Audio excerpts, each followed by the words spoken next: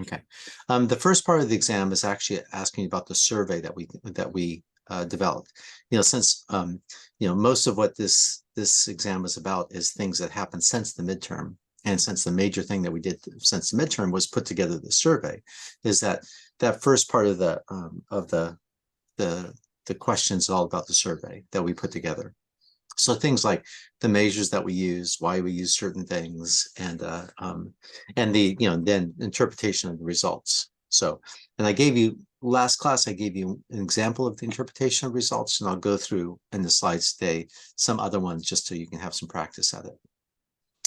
So there's that. And then the second section is multiple choice. And it's mostly multiple choice that's focused on questions in the last couple of weeks about translational research and team science and things like that, and the health equity, team science and the discussions that we've had around kind of public health research in general. So that's the second part. And then the third part is about the article that I gave you. The questions I ask are a little bit shorter than last time about the article, but still they're about the article. So there's 3 sections of the exam. Questions about that?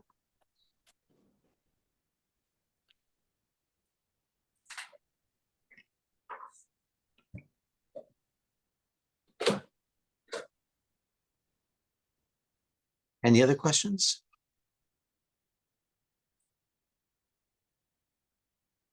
Okay.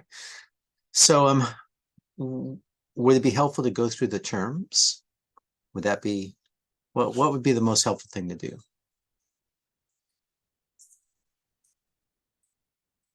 I don't remember the last time. Say it again.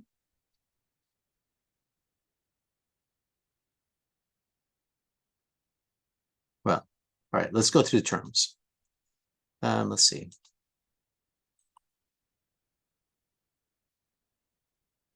So first off, this is the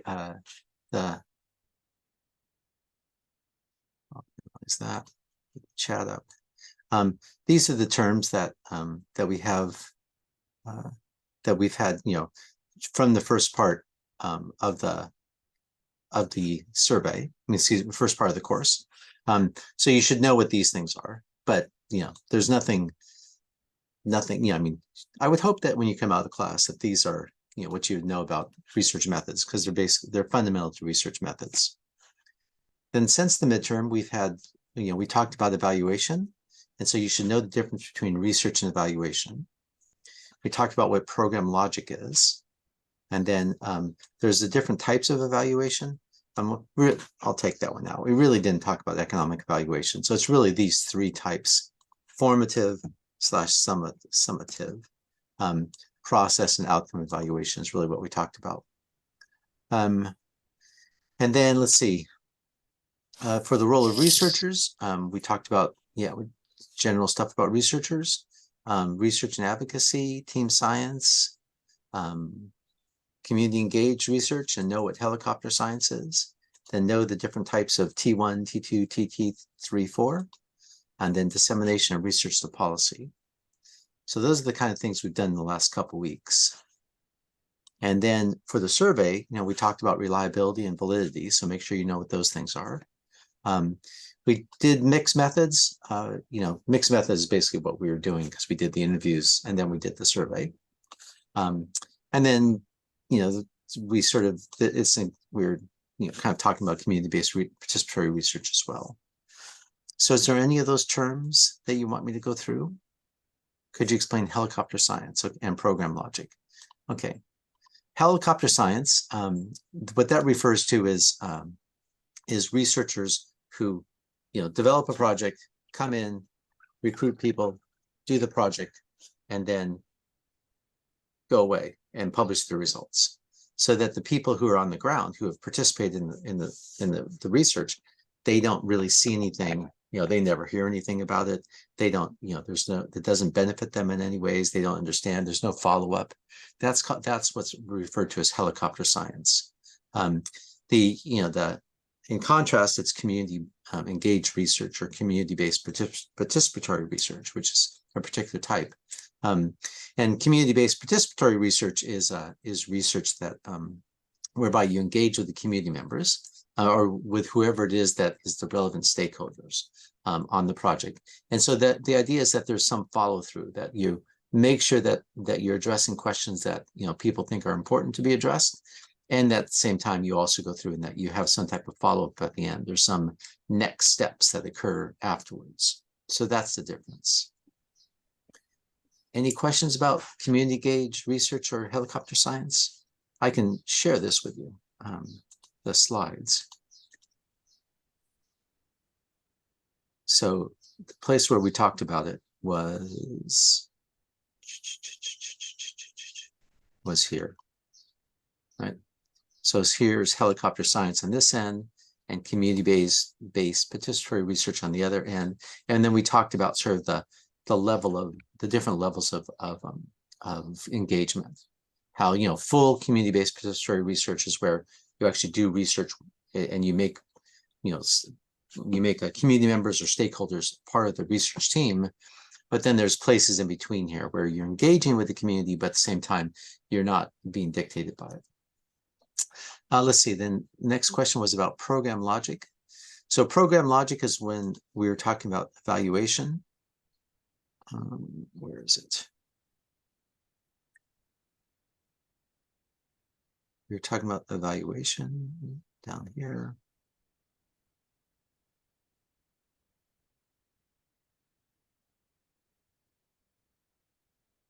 And then we showed an example in one of the articles about where they had that big diagram about program logic. Essentially, what it is it's a way that that lets you kind of lay out what the what the aims are, what you're going to do in terms of your actions, what your outputs are, what your outcomes are from the project. So usually you do a program logic before the project starts, or I should say, as you're starting the evaluation, because what it does is that it provides you basically the framework that you're going to use to basically guide your evaluation.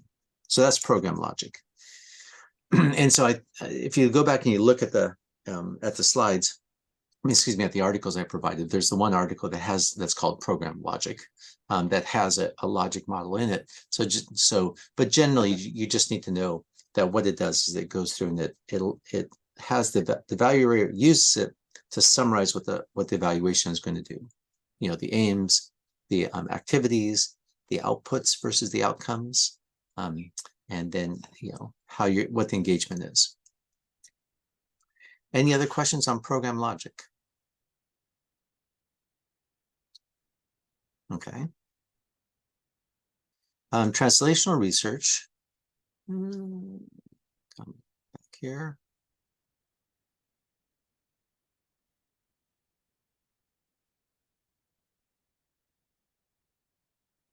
So translational research is, we talked about T1, T2, T3, and T4 type of translational research.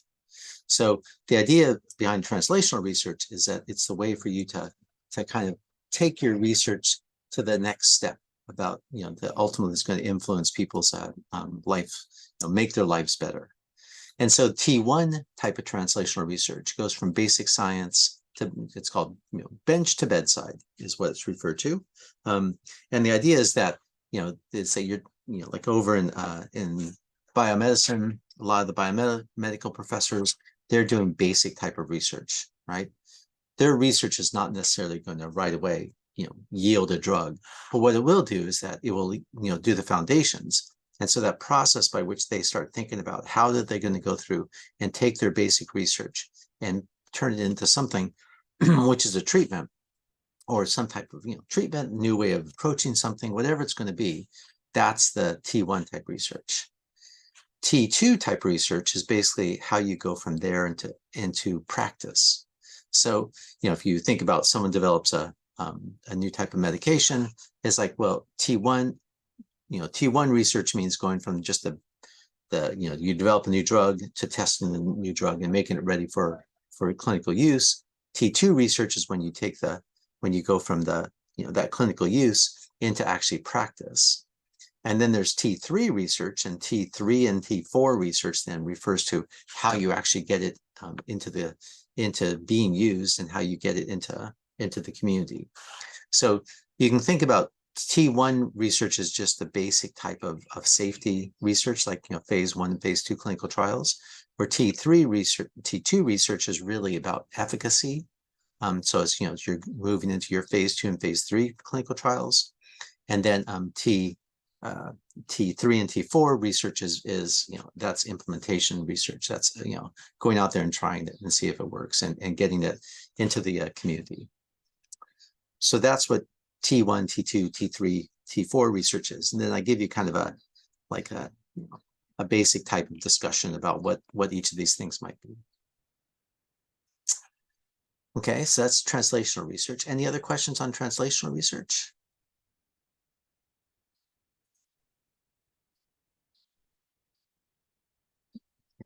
Not seeing anything.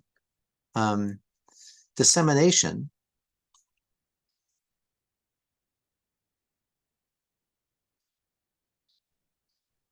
Dissemination, what that refers to is basically the process by which you actually then, so once you develop something and you've now gone through and you've developed it for clinical practice, whatever. Dissemination is the process by which you actually go out there and take your results and make them out there, make them have an impact in the world. That's really what dissemination means.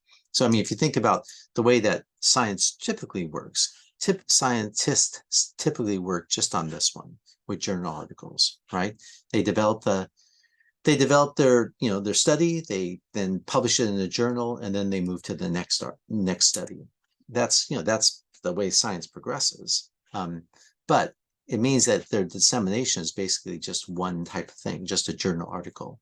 And traditionally, especially in healthcare, that was sort of seen as enough, right? It was seen like if we go out there and we just publish our articles in journals, that then we're disseminating to the world.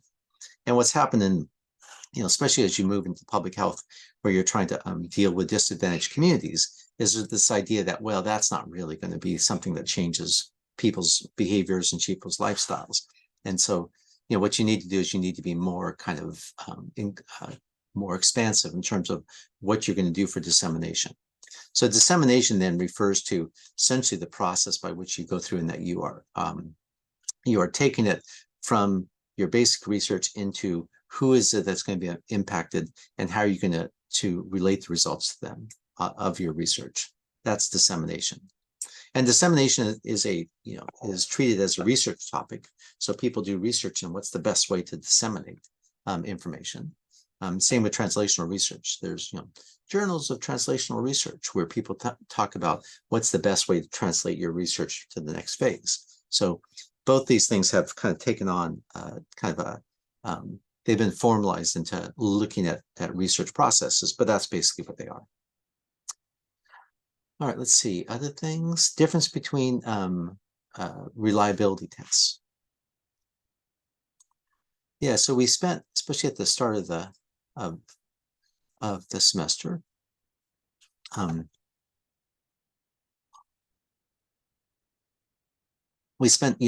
we developed a survey, right? So we went through, developed a survey, talked about the different types of questions. So you should probably know in general the different types of questions.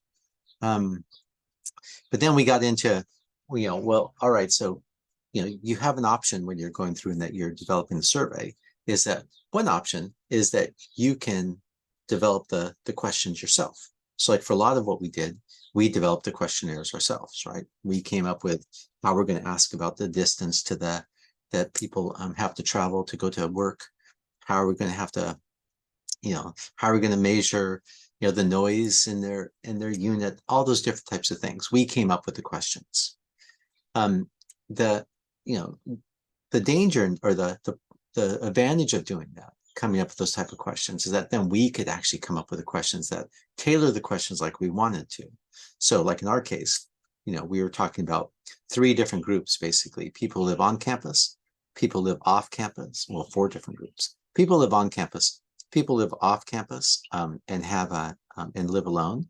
People who live off campus and live with roommates, and people who live off campus and live with family members. So we had 4 different types of groups. So we tailored the questions on noise to each of those 4 different groups. That's the advantage of making your own questions, is that, that you can go ahead and you can tailor them like that. The disadvantage of making those questions is that you don't know if the questionnaire is any good. That is that, we could have had, on a, 1 to, on the scale of carrots to cabbage, what's the level of noise in your place, right? That's something for which people responding is going to say, what? Carrots to cabbage? What does that mean? So part of the problem when you make up your own type of survey is that you're not really sure that it's a good question. So what that refers, what the underlying concept that you're kind of looking at is that, is your question reliable and valid? Reliability means, and this is the key thing, is just understand the difference in between reliability and validity. Reliability means, if you ask the same person the question over, multiple times, would you get the same answers? Because, if the question is so poorly worded that one person might interpret it one way, another person might interpret it another way, or, one person might interpret it one way at one time, interpret it another way another time, then it's not reliable because you're not getting the same type of information. You're not tapping in to the same type of underlying construct across people and across different types, across time, right? So that means it's not reliable. Valid means, is it measuring what you think it's going to measure? So validity refers to, if you have a measure of sleep quality, does your measure actually measure sleep quality? That's what they mean by validity, a valid survey. So there are ways that you can test for validity and reliability. It's mostly psychologists who do this. So, if you study, if you take statistics and psychology, they'll probably talk about psychometrics, psychometric properties of questionnaires and how you determine it. And what you do is there's different ways that you can kind of go through and that you can, test to see whether or not your questionnaire is reliable and valid. And so what oftentimes happens is that people will go through, when they're doing a study like this, is that they'll first publish their just the results of their questionnaire. They do these tests to see if it's reliable and valid. And the reason they do that is because then other people, like us, when we're looking for a questionnaire, is that rather than making up our own and worrying that we're not going to do a good job, is that we can go and we can look online and look in the literature and we can say, oh, here's a questionnaire for sleep quality that's reliable and valid, which is what we did, right? We got a measure for sleep quality that was a measure that was used in lots of different studies, and the reason we did it is because it was reliable and valid. So that's reliability and validity. Then there's different types of reliability and validity. So like for reliability, we talked about these ways of kind of checking for reliability.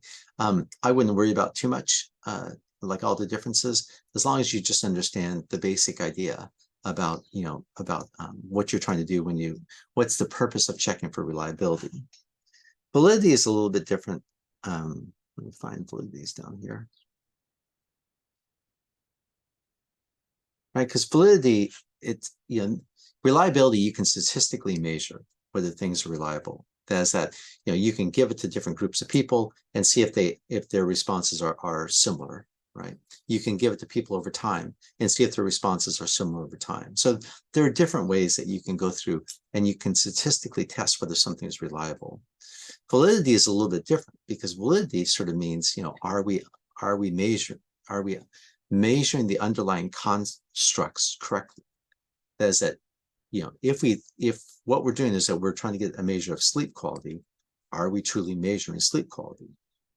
I'll give you an example. Like we used the Pittsburgh Sleep Index, right? Because that was used before. And if you remember, the Pittsburgh Sleep Index asked about sleep across a different time zone or different periods. But whereas the other one was that we looked at was the Gothenburg Sleep Index, I think it was, and the Gothenburg Sleep Index only looked at sleep the night before. So if what you're looking at is sleep quality, it's like, well, is what you really want to measure just the sleep only the night before, or do you want to measure sleep over a long period of time, right? Because, I could sort of say, what was your sleep like when you were 6 years old? And then ask you a question about it. And you could answer it, but it may not have any relationship to what your sleep is right now. So that's something for which it's not valid, right? It's not valid because, they're kind of looking at this and saying, you'd say, well, what was 6-year-old sleep have to do with your sleep now? Point being is that validity is not something that you can, test easily statistically. Instead, you have to go through and that you have to have different ways of doing it. And the most common way that people kind of do is this one, is face validity. Because face validity basically means you just get a group of experts together and then you ask them, does this seem like it's a valid measure? And so then you get expert opinion who then comes through and says, yes, this seems like it's measuring the underlying constructs. All right, so that's those things. Any other questions about validity or reliability? I'll check that.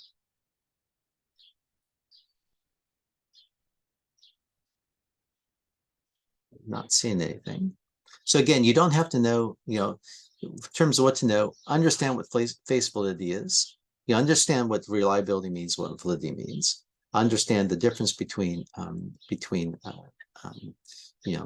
what the difference between those two concepts, between reliability and validity, and how to summarize it. And then understand kind of what face validity means. Let's see, could I go over policy-based evidence and the differences in evidence-based policy? Sure. Let's see.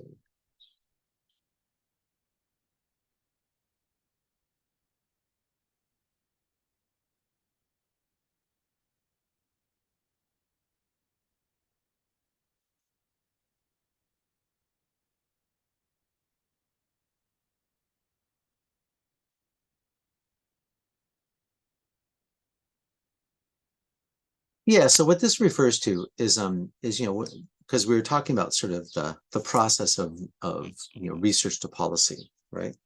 And sort of saying is that, well, one goal of public health is to basically influence policy. As that if you think about, within the process of translating your research into having an impact, is that you can develop a new drug. And so the idea is that you're trying to have the impact at more of the clinical level, right? You can develop a new type of intervention, like a new way of, I don't know, a new support group, a new way of having support groups, of what case what you're looking at is you're looking to see, well, can we implement that type of program in hospitals, let's say, to provide support for people who are going through some treatment, right? So you can do a treatment like that. You can do a more of a bigger policy. A bigger policy is like, we're going to come through and ban smoking in apartment buildings, right? So you can have a bigger policy. And so what you're doing is that the research is being used then to kind of look at this policy. And then it kind of goes up. You can also go through and you can have policies that change the healthcare system, and like the Affordable Care Act, right? Implementing the Affordable Care Act was a major policy. So the idea is that, within public health is that we do have these different levels that you potentially could have an impact. And so one level that we look at is actually influencing that bigger policy. And so what you would hope for each of these different types of ways that you're going to change, disseminate information and translate into the next sort of step along the way, you'd hope that's what's happening, is that people are looking at the evidence and saying, well, what's this evidence say about the effectiveness of this treatment or that treatment, and choosing the right treatment. So when it comes to clinical type of things, like clinical, new types of drugs, let's say, is that there are, pretty well formalized ways that countries go through and that help, to decide, are they going to use this drug or that drug? Is this drug better? So what they're doing is that they look at the evidence, and they look at the evidence of effectiveness and other types of things, and then they decide, does this look like it's going to be a good new drug for us or not? Same thing for medical devices. Science, does the evidence, and that then policymakers then look at the evidence and say, well, do we want to use this treatment or not treatment?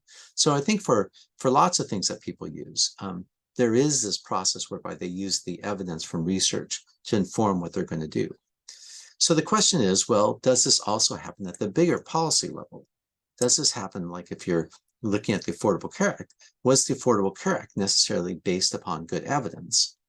And the claim is by a lot of people is that no, that's actually not the way that policy works, that public health policy works. The claim is that, well, public health policy is actually works, it's much more driven by political kind of considerations, meaning is that, for reasons of, for reasons outside of what sort of research would say, is that they make decisions about what they're going to do, like, focus on mental health. Right now, there's a big focus in California on homelessness. Why are they so focused on homelessness? Was there new evidence that came out that suggested that homelessness was a particular problem that should be dealt with? Not really. I mean, homelessness has been a problem in California for 40 years. So why is it that suddenly there's a big push on it? Well, there's a big push because a lot of communities are getting increasingly upset about the amount of homelessness in their community. And so politicians are reacting. And so what you'd hope that would happen is that politicians would look at the evidence that exists about the best way to deal with homelessness and develop their policies based upon that. And so that is to degree that happens to some extent. But then there's also a lot of claims that actually it just happens backwards, is that policymakers come up with solutions that they kind of, for reasons of political expediency or whatever it's going to be, they come up with different reasons. And then what research does is that research then tries to catch up and look to see, well, what's the implications of this type of program? So it's rather than evidence-based policy, it's like, well, it's policy that then, people try to gather evidence to see whether the policy is effective or not. So that's what that refers to, the difference between policy-based evidence and evidence-based policy. You would hope to have evidence-based policy, but oftentimes it goes the other way. Other questions about that? Or other questions about the terms?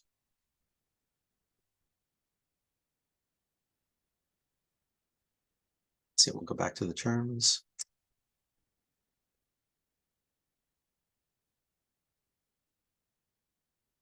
Yeah, let's see. So anything else there that you want to ask about? We'll go back to the chat.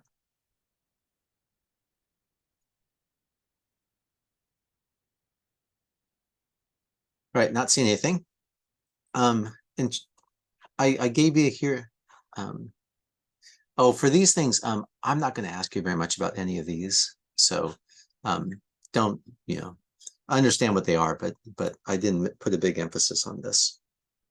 For the exam, are we going to be asking us definitions for these terms, or will all of the questions be based on the article? So again, there's 3 parts. So the part 1 is going to be, questions about our survey. Part 2 is going to be questions that, multiple choice questions. So multiple choice questions, I will ask you about things like translational research. And then part 3 is based upon the article. So, definitions, well, you should know what the definition of reliability and know the definition of validity, you should know what these things mean, know what translational research means and such. So yeah, I guess so. I guess I will be asking you about definitions. Other questions? Will you ask us to interpret figures? Yes, I will. And I'll go through an example in a second. Okay, so I gave you information from the chapters. Again, I'm not going to ask you things out of the chapters that are that we didn't cover in class. So, if you focus on the notes, the lecture notes, and then use the information from the book to augment the lecture notes. So here's an example of what a multiple choice question might look like. So, a researcher is interested in understanding how diabetes prevention programs can be integrated into public hospitals. She conducts a study with Mercy Medical Center and finds that the hospital-led diabetes program does lead to lower weight and less risk of diabetes. this is an example of, well, in this case, it's T3 because it's basically looking at how to implement it within a healthcare provider. So it's T3 type of research. And then in terms of the, so questions about the type of multiple choice?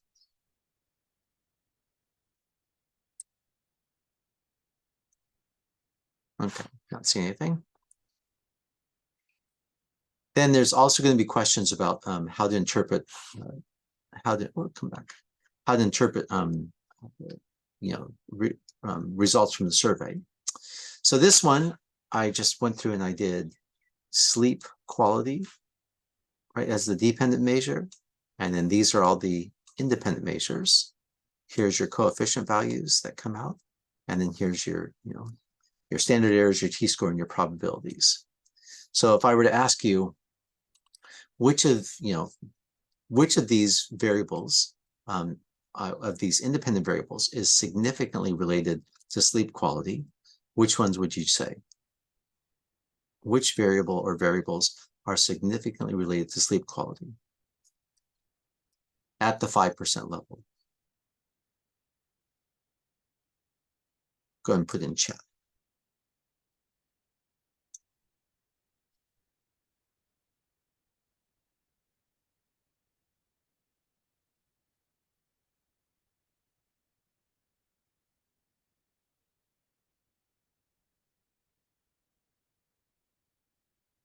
Which column should you look at to determine whether it's significantly related? Start with a column. Which column? If I ask you, is it significantly related? Which ones are significantly related? Yeah, you look at the p-value, and you're looking to see, is this p less than 0.05? So and don't worry about the intercept. I mean, you can include it if you want. Sometimes the intercept is significant, but for the most part, you don't have to. You don't have to include it. Is age significantly related to sleep quality? Yes or no?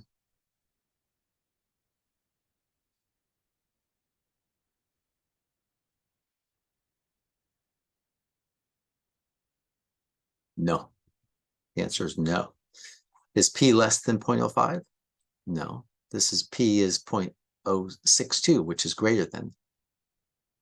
So, p equals 0.62 is greater. Oh, come back here.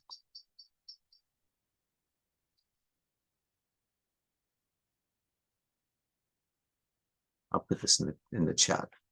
P equal to 0.62, which is greater than 0.05.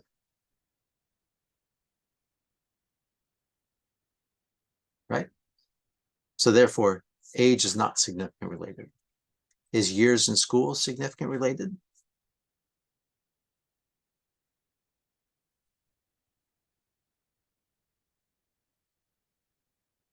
No, right.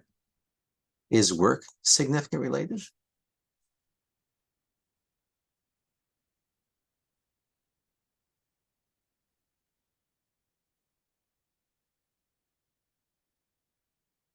No, right? Because 0.08 is greater than 0.05. Gender? Yes or no? No, right? No on gender. Stress? No. General health? Yes. Ding, ding, ding. So general health is significantly related. So I think I said that this is marginally related. And the reason is because, normally you have p less than 0.05 is the criteria. But sometimes they use p less than 0.10. So that's called marginally significant. Is p less than 0.10 marginally significant? So that's why sometimes you'll see things where they say, oh, it's marginally significant. And that's p less than 0.10. But for the most part, p less than 0.05. Okay. So you understand that. So the second thing you have to, the second thing to understand from how to read these graphs is basically the direction. So what I do is I've listed here sleep quality, where a score of 1 is equal to good and 4 is equal to bad.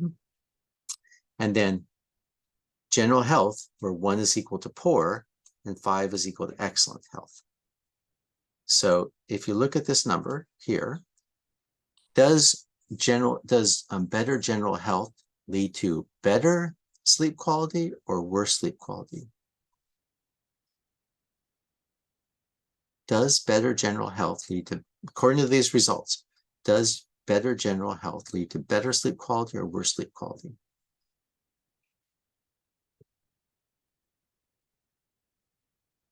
So you have to tell me better or worse. 50-50 shot. Does it lead to better sleep? Does better health lead to better sleep quality or worse sleep quality? Better or worse? Better. We have one better.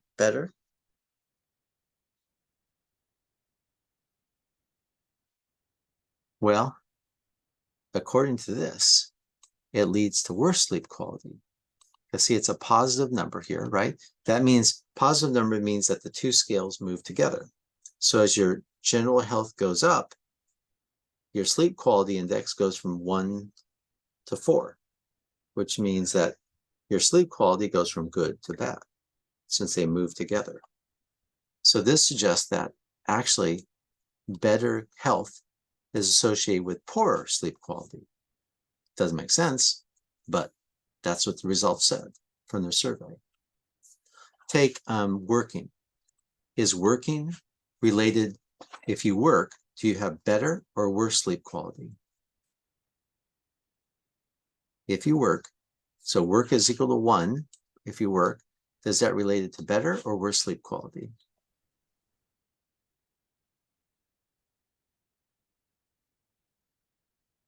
Yeah, worse. So if you work, as you go from 0 to 1, right? 0 to 1, your sleep quality index goes from 1 to 4, which means that you work, you have worse sleep quality. Is stress related to better or worse sleep quality?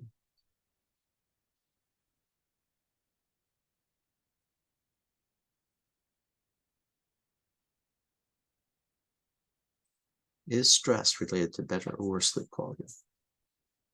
Yeah, worse, because as your stress goes up, sleep quality gets worse, goes up and gets worse. How about age?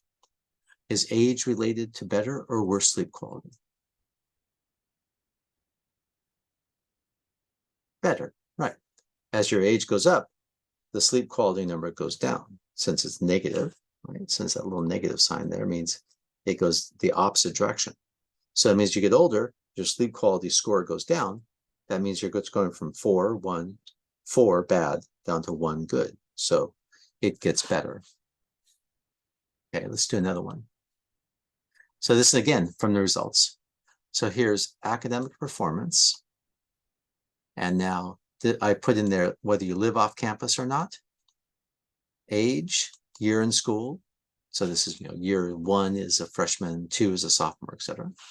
Work, gender, stress, and general health. So which of these, aside from the internet, aside from the intercept, which of these variables is significantly related to academic performance?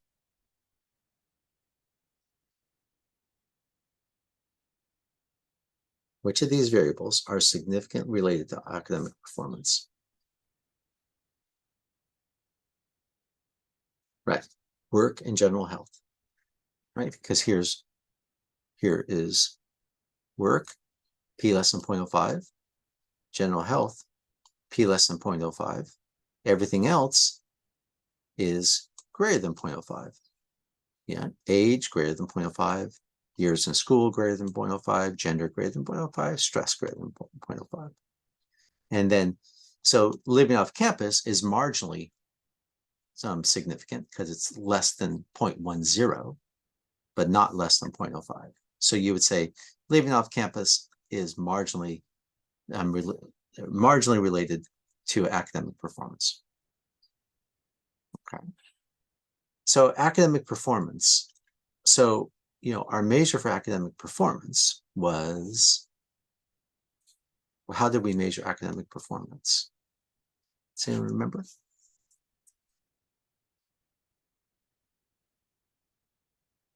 Kind of GPA. Which GPA? Is it, did we do GPA over what their GPA is as of the end of last semester? What was our measure for academic performance? Grades in, yep, grades is right. Grades in what?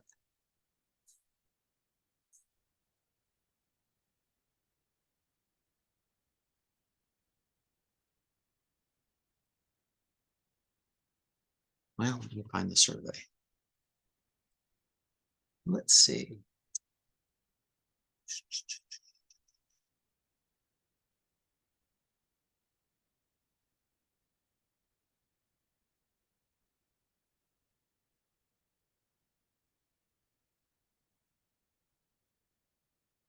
Here's the survey.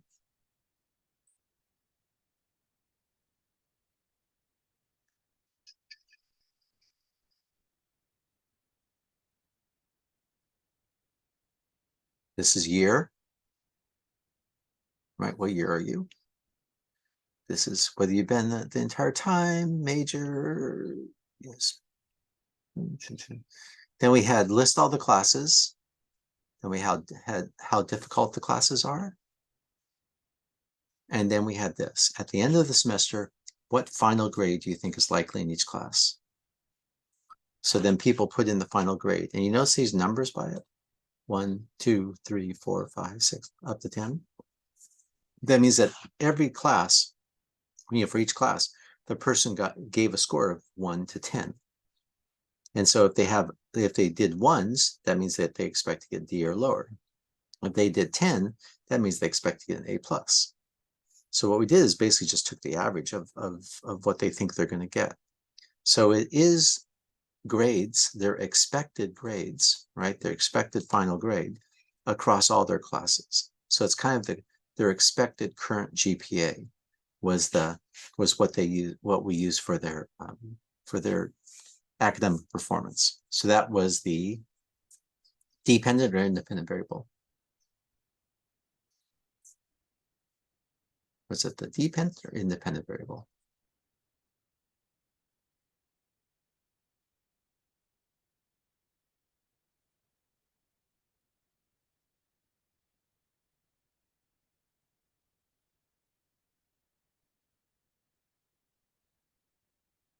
Fifty shot. Was it, were we using it as the dependent or independent? I'll go back to this.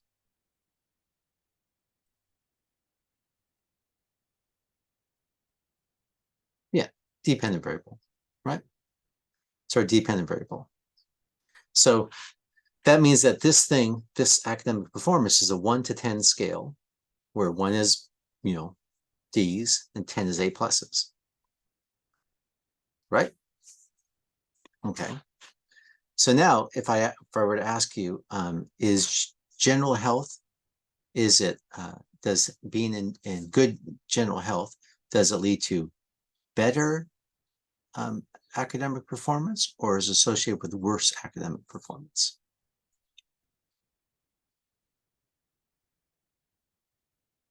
Does good general health lead to better associated with good academic performance or bad academic performance?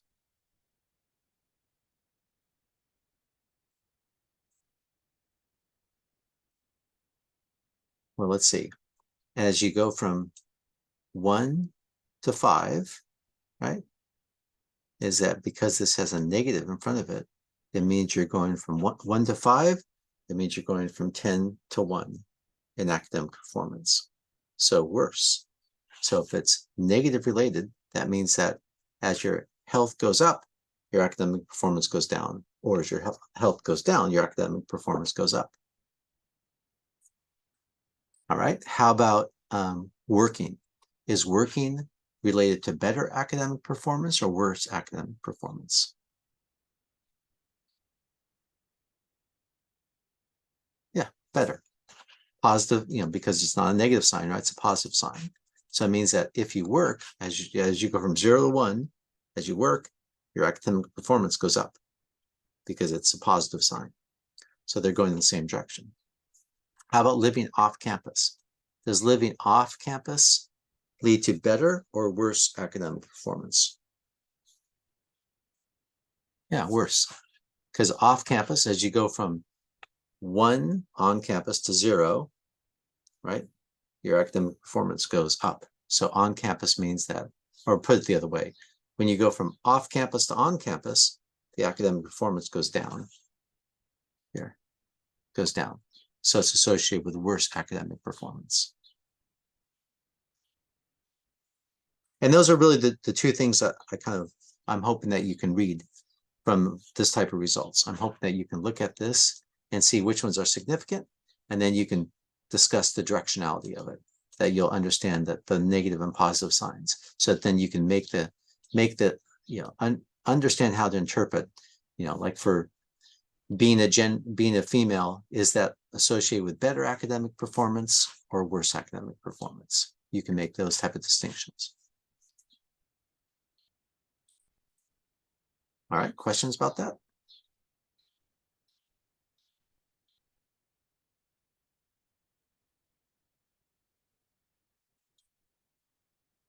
All right. Okay, questions about anything else? I mean, I think we've gone through the terms and we've gone through these examples. What other things should you know about your sleep survey? Let's see. I would say no. I mean, if you've been in class, then you should be okay, because you were there to develop it. So I know like what the dependent measure is, like in this case. And then let's see, I'll go down. Know about that. Understand down here.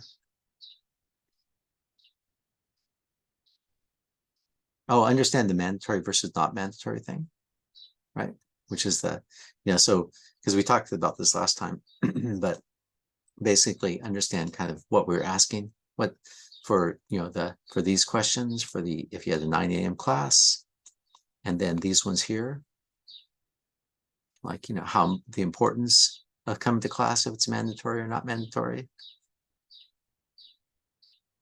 And then, just know that, like, this is the, where we got this from here, this sleep scale. So the sleep scale that we used, and then, this is all the sleep scale. And then, still the sleep scale. Here's your general health question. And then there's the stress scale. This one was the stress one, right? Yeah. Then this is our stress scale. So they understand our sleep scale. Just, you don't have to know all the items that we asked, but just understand what we used, why we used it, etc. All right, other questions? Are the questions for part 3 similar to last exam? Oh yeah, they are. In fact, we'll go through I can go through the article if you want. Let's see.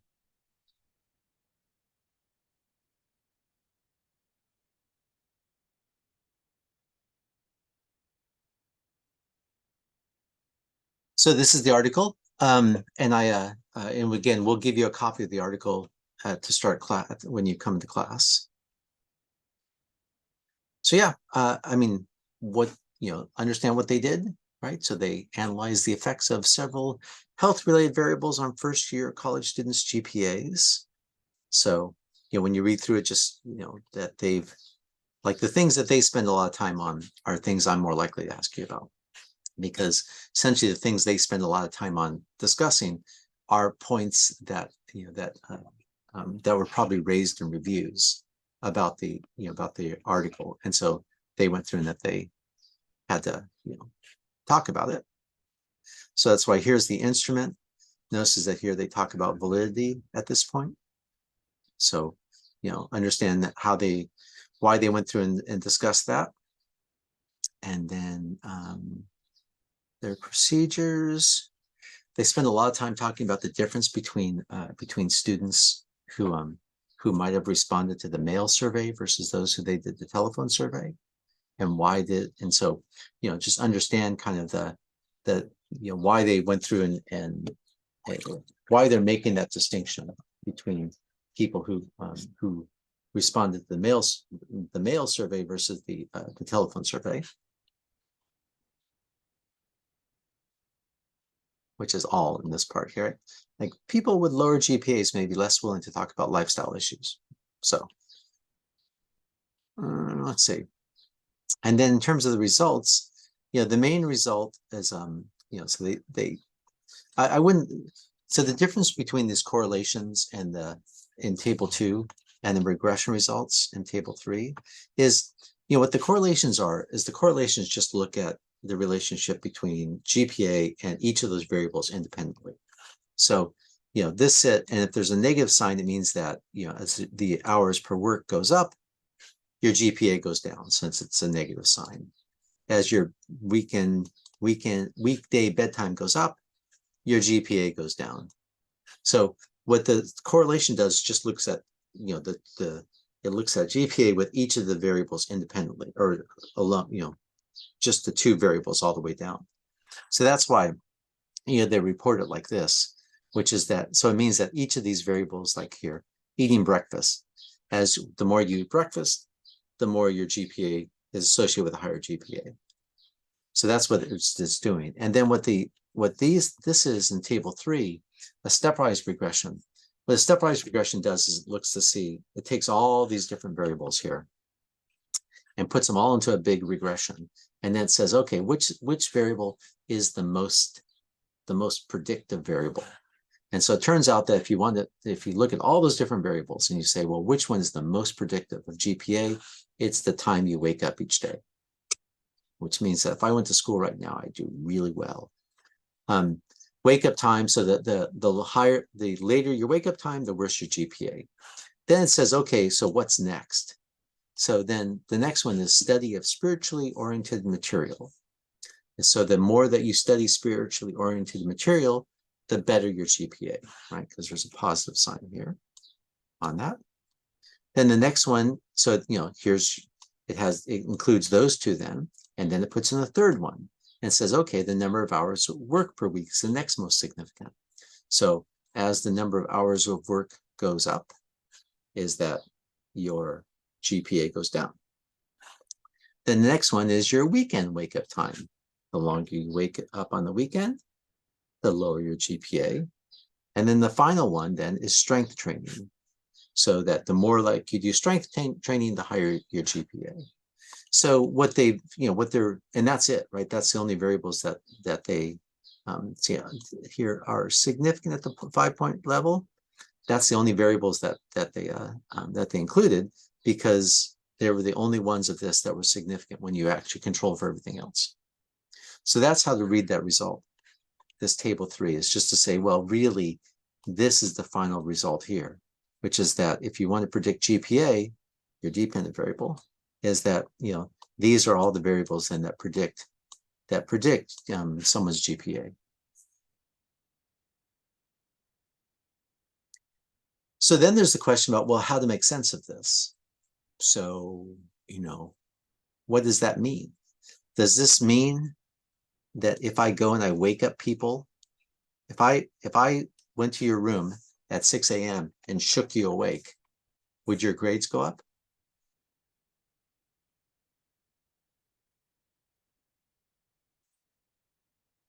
So does this imply that if I went to your room at 6 a.m. and shook you awake, that you would get better grades? Yes or no? Yes, no, or maybe. Okay, no. We have a no. Why not? why do you think that me coming and waking you up at 6 a.m. would not necessarily lead you to have better grades?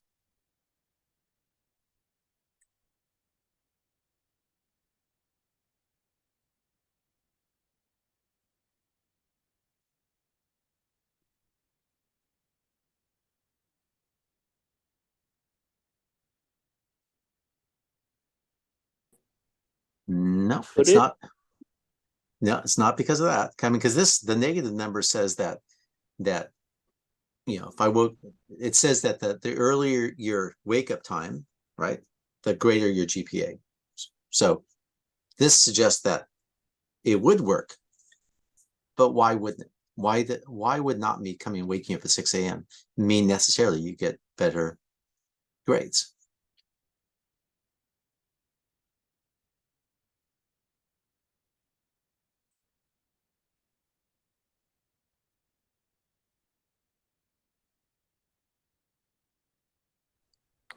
Was the question is why not? Why wouldn't we get better grades if you didn't wake us up? Well, if someone woke you up at 6, because this suggests that people who wake up at 6 a.m. get better grades than people who wake up at 10 o'clock, right? So is the implication is that if someone woke you up at 6 a.m., you'd get better grades than if you slept till 10? Yes, but I think it also depends on the subject, Okay. material, Okay. Why is that? because it says there's a positive correlation with higher GPA and the spiritual material. Well, I think that my okay, so why so if I enrolled you in the class of Bible study, would that mean you get your GPA goes up in general? With waking up at 6, I believe so. Yeah. Yeah. That would be a Praise the good, Lord. I like that. That's a good randomized controlled trial. I want half of you to enroll next semester in a I don't think we should just do it for Bible study. What we should do is say that half of you, or enroll in a religious studies course next semester, and then some of you don't, and then we'll see. We'll look to see whether or not people who are in religious studies courses get better grades. Why would they? Why would study of spiritual material be associated with better grades? Maybe associated with positive emotions, positive vibes, I guess. Yeah, And it makes people want to go more. that's right. And so I think because what you're getting at is that, well, all these things, if you look at them, you can sort of envision a lifestyle whereby you're eating breakfast, right? Here they are eating breakfast, and you're getting up early, and that you're exercising, and you're studying spiritual material, and etc. So you're doing all these different things as opposed to, staying up late, partying, getting drunk and staying up until 2 a.m., sleeping till 10, etc. So all these things, the assumption being is that or I should say the implicit assumption is that, well, there's some type of underlying lifestyle that these things are all captured. So it's not necessarily just the waking up at 6 a.m. thing, which is the important thing, but it's the overall lifestyle. And they kind of say that down here. They talk about that, about how, a lot of this may be, these types of factors may just sort of be maybe associated with just, drinking and alcohol consumption and things. So they kind of talk about that. That's what they're getting at. They're getting at the fact that these things in general don't imply that, if I just sat you down and forced you to read, spiritual material, wouldn't necessarily mean you get better grades. If it led you to have, a different view on life, and that you then start to exercise and do all the other things that kind of go along with it, then maybe. But it doesn't necessarily mean that each of these things are going to be causally, it's not a direct causal relationship, if that makes sense. In essence, what you're getting here is you're getting kind of indicators. You're getting indicators of what this sort of positive lifestyle would look like. And we don't have a way of measuring your positive lifestyle other than what time you wake up to, read spiritually or into materials, etc.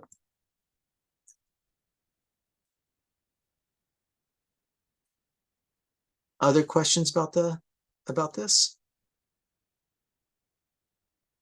And notice also in this is that, for this thing, you don't have a p-value over here, and it's because all of these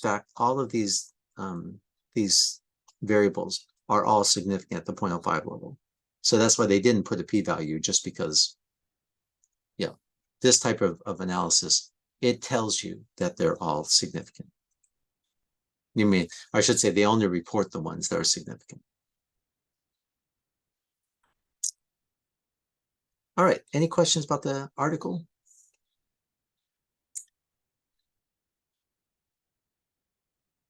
Okay, good. I expect that you're all going to enroll in the religious studies class, start doing weight training, and wake up at 6 a.m. I'll call you give me your phone numbers. I'll call you every day at 6 a.m. and say, okay, time to get up. Do you curve I do everything else. I'm sorry, what was that? I do everything else except for the enrollment in Bible studies. There you go. I got my schedule packed. Now I'm gonna check on you next semester and see how your Bible study could, but it doesn't have to be Bible studies. It could be also, if you want to study the Bhagavad Gita, I think you should follow where you want to follow on that one. Let's see. We'll do the curve. Do we curve similar in the midterm? Yes, I'll curve it. Will you be holding office hours today? Yep, I will. I'll give you I'll send through the link just in case you don't have it. But yeah, I'll be on office hours at 12. Any other questions?